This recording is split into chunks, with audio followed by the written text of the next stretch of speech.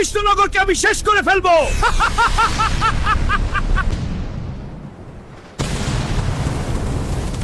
মহারাজ, মহারাজ! কি ব্যাপার গোপাল? মুর্শিদাবাদের নবাব আমাদের কৃষ্ণনগরে আক্রমণ করেছে। আচ্ছা এই ব্যাপার, এটা আমার উপর ছেড়ে দিন মহারাজ। কোথায় গেলি নবাব? আয় বেরিয়ে আয়। কি রে মন্ত্রী, তীর দিয়ে আমায় মারতে এসেছিস? এই নে।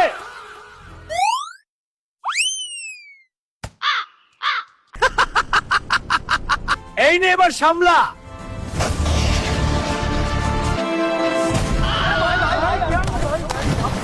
দা বেটা নবাব। বিজ্ঞানী, আমাদের ব্রহ্মাস্ত্র টানো তো দেখি।